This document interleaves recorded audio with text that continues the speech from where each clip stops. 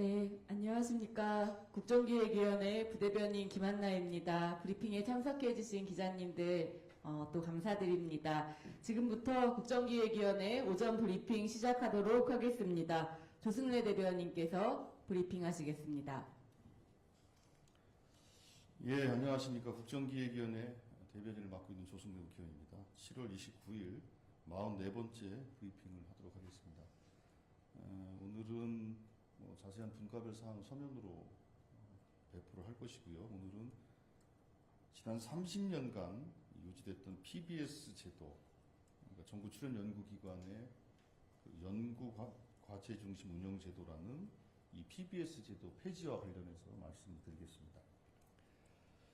국정기획위원회는 경제 1분과 경제 2분과 기획분과 합동 검토를 통해 정부 출연 연구기관의 30년 된 PBS 제도를 폐지, 인문사회연구회는 즉시 폐지입니다. 또 단계적 전환, 과학기술계 출연 연구기관 하기로 결정했습니다. PBS는 1996년 정부 R&D 투자의 비효율성을 개선하고 연구의 생산성을 높이고자 도입되었으나 당초 목적과 달리 정부 출연 연구기관이 자체적인 기본 연구보다 수탁 연구만 집중하고 과도한 경쟁과 단기 성과에만 매몰되는 부작용이 발생되고 있습니다. 이에 따라 각 부처의 정부 R&D 사업과 과제가 소형화됨에 따라 출연연의 정부 수탁 과제도 다수 소획화되고 파편화되어 개선 필요성이 계속 제기되어 왔습니다.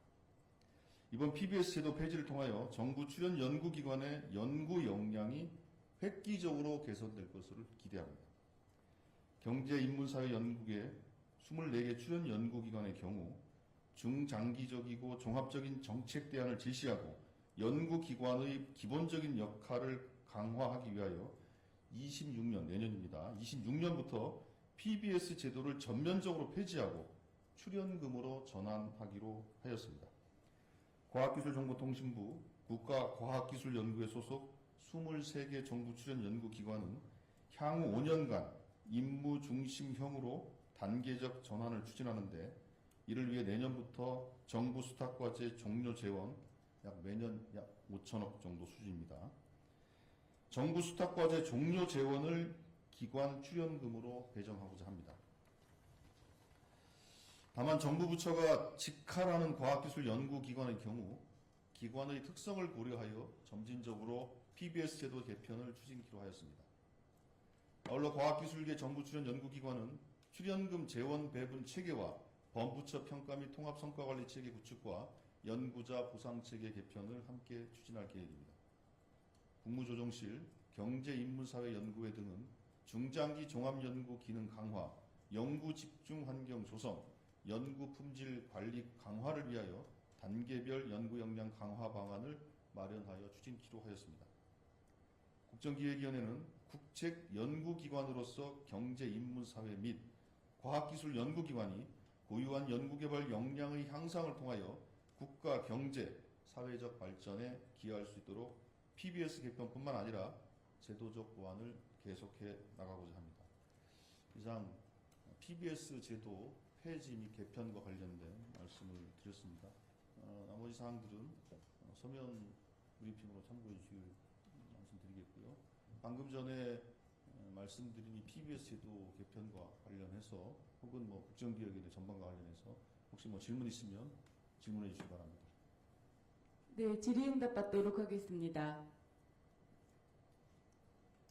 네, 소속과 성명 부탁드리겠습니다. 네, 더팩트 김시영입니다. 어제 국민 체감 높고 이재명 정부 정체성 관련한 내용으로 중점 전략 과제 논의하신다고 했는데 혹시 개헌 문제도 중점 과제 포함되는지 여쭙습니다. 개헌 문제는 비교적 분명한 공약이 있고 또 분명한 주제이기 때문에 중점 과제로 중점 전략 과제로 분류하지는 않았고요. 그건 가장 중요한 국정 과제입니다. 예. 또 다른 질문 받도록 하겠습니다. 예. 네, 안녕하세요. KTV 윤석 기자입니다. PBS 제도 폐지 이제 말씀하셨는데 제가 요거에 대해서 잘 몰라서 그러는데 앞으로 즉시 폐지하는 곳이 있고 단계적으로 점진적으로 폐지하는 곳이 있잖아요. 폐지 과정 간단하게 좀 설명 부탁드리겠습니다. 예, 경제인문사회연구회 소속 연구기관과 과학기술연구회 소속의 연구기관의 연구의 성격이 조금 다르고 배정되어 있던 수탁과제의 양상이 조금 다른 특징이 있습니다. 경제인문사회연구회 소속의 수탁과제들은 비교적 단기 과제들이 많다면 과학기술연구회 소속의 출연연구기관은 최장 5년짜리 장기 과제들이 많이 있습니다. 그렇기 때문에 경인사 소속의 출연연구기관은 내년도 예산 편성을 하면서 즉시 그 수탁과제에 해당하는 만큼의 재원을 출연금으로 즉시 전환해서 PBS 제도를 전면 폐지가 가능한 것이고, 과학기술연구회 소속의 연구기관들은 현재 진행되고 있는 과제들이 있기 때문에 연차별로 종료가 되고 그 종료된 과제들을 출연금으로 전환하는 이런 구조를 밟을 수밖에 없다. 그게 아까 제가 설명드린 것처럼 이게 대략 매년 5천억 규모가 될 것이다. 그래서 최장 한 5년 정도 이렇게 단계적으로 과학기술연구회 소속은 전환되는 것으로 그렇게 이해하시면 될 것 같고요. 그러니까 출연연이 이렇게 돼 있어요. 그러니까 보통 이제 출연연구기관은 국가가 법에 따라서 역할을 부여하지 않습니까? 근데 그 역할을 부여한 기본 과제가 있는데 이 연구기관들이 안정적으로 연구를 하기 위해서는 예를 들면 뭐 민간이나 혹은 시장에서 혹은 기업에서 하지 못하는 기본 연구들을 해야 하는데, 그러려면 정부가 안정적인 출연금 구조를 뒷받침해줘야 되는데 그 출연금 구조가 뒷받침 안 되니까 자꾸 이제 수탁을 통해서 자기 인건비를 충당한다든지 기관을 운영한다든지 이런 상황이 벌어지게 됩니다. 그렇기 때문에 고유의 역할을 하기 어려워지는 거니까 문제제기가 계속 있어 왔던 것이고, 이번 기회에 PBS 제도를 폐지, 또 단계적 전환 이렇게 추진하고 있는 것으로 이해하시면 될 것 같습니다. 예.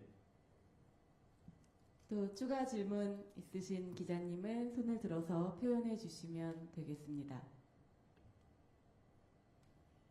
없으십니까? 네. 그러면 이 정도로 하고요. 아마 이제 PBS 제도 폐지는 실제 연구 현장에서 연구자들에 의해서 지속적으로 요청해왔던 사항이기 때문에 연구 현장에서는 상당히 크게 환영할 일이라고 생각합니다. 그리고 각 기관의 연구의 독립성 혹은 기본 과제에 대한 충실한 연구, 이런 풍토가 만들어질 것이라고 기대하고 있고요. 이 제도 변화에 따라서 각 연구기관들은, 또한 연구자들은 이 변화가 기대하는 그런 효과를 충실히 이행되도록 또 연구자들도 또 연구 현장들도 또 최선의 노력을 다 함께 해줬으면 좋겠습니다. 예, 이상 브리핑을 마치도록 하겠습니다. 고맙습니다. 네, 브리핑 마치겠습니다. 감사합니다.